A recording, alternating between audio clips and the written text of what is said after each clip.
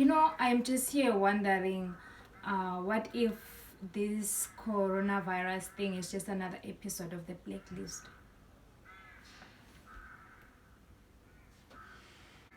I mean, what if it's just an episode gone wrong? They were doing their stuff and then boom.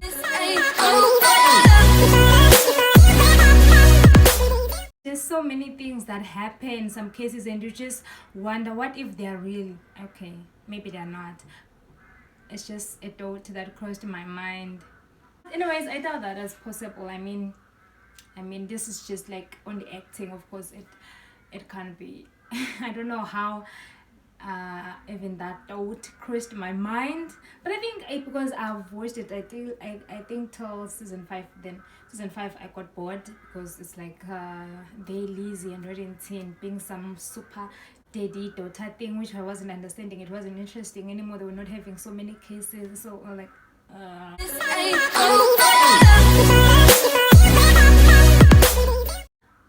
Hey boys and girls, it is me again. Welcome back to my channel, and today I have a different video. I know I'm going to talk about the coronavirus. I mean, everyone is talking about it. I mean, why can't I might as well just join along and talk and say whatever that I have to say.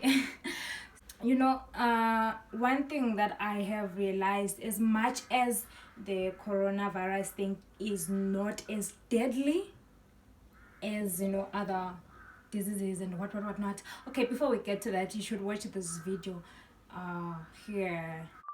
There have been 40,000 deaths from influenza in the U.S. in 2017. That number was 60,000 in the U.S. in 2018. Versus the coronavirus, there have been 90,000 cases globally. 40,000 have recovered. 3,000 have died. I wanted to tell you that to decrease your fears. The second is practicality. What can we do? The general public wants to wear a mask, but it won't help the general public. What we need is a hand sanitizer. Every time you touch somebody's hand, every time you touch a doorknob or money, put the hand sanitizer on and avoid touching your eyes and your mouth and your face with your hands. The third most important is prayer. Father God. So, as much as it is not like fatally in terms of dead cases, but I still believe it is serious. Okay, let's take a look at China, Italy, and all the other countries that have shut down. In terms of economics and economically, that aspect, it is very serious, like super serious. And on Instagram I came across this post about how the effect in Italy just became so massive, and then they had like to shut down like almost the whole country.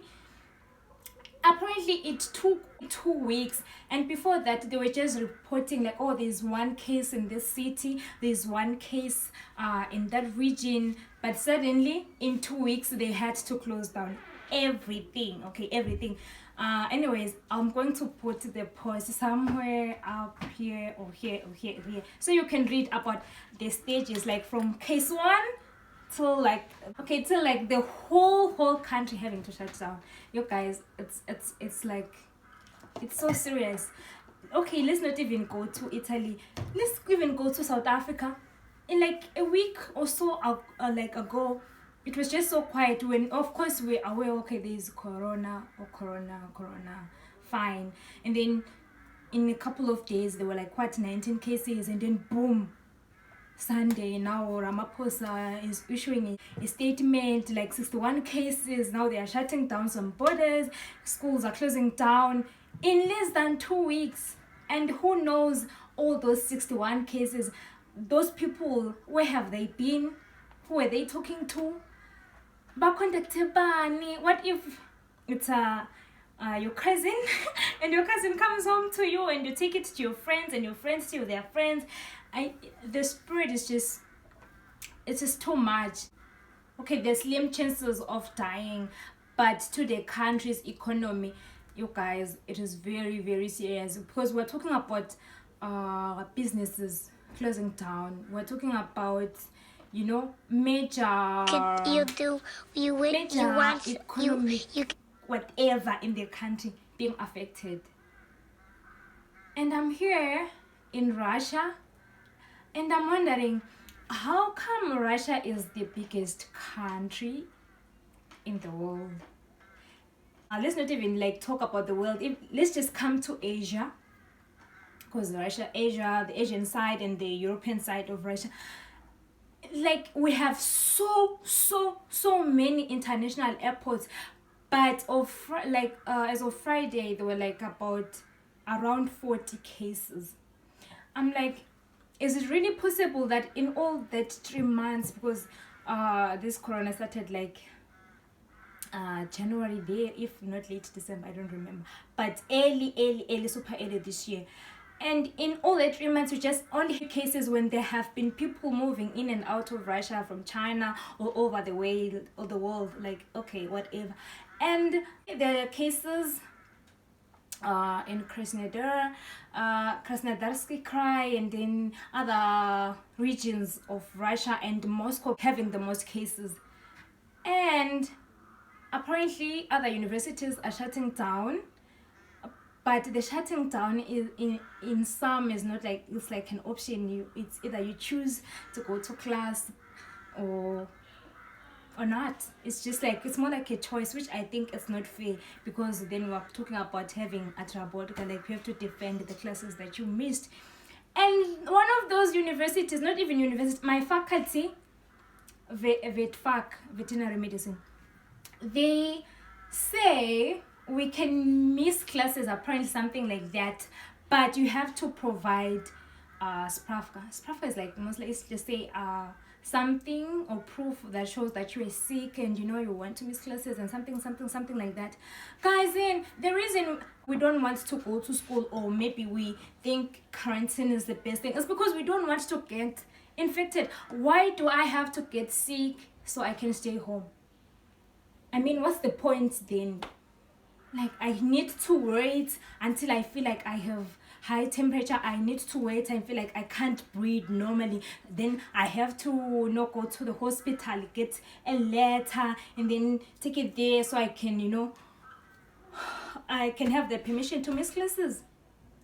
It doesn't make sense. And the funny thing is, VetFac is faculty that deals with diseases, be it infezioni or Nizaraznie. It just doesn't make sense. These people should be the first faculty to close down. Well, I think it should have been the first faculty to shut down, but no, we're still going to class. And then I know in Krasnodar that is like only one case, okay, only one case, but you say, it's far from me, but then you really don't know where the person has been. The person has been talking to who, and that who to who. So you're like, I mean, all these countries that have shut down, they also started from one case.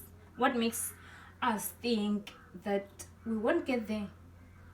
Or maybe we're just waiting until now we also have like multiples of cases, so we can, oh wow, this is so serious, oh my goodness, this is so serious.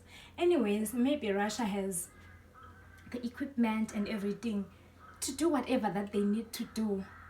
But then there's a country like Swaziland, or rather say Eswatini, a country that doesn't have equipment. Even like the few cases, or one case or one case that was confirmed, they had to take the test to South Africa to confirm. Like, guys, so imagine, okay, in such a country, cases lamaningi.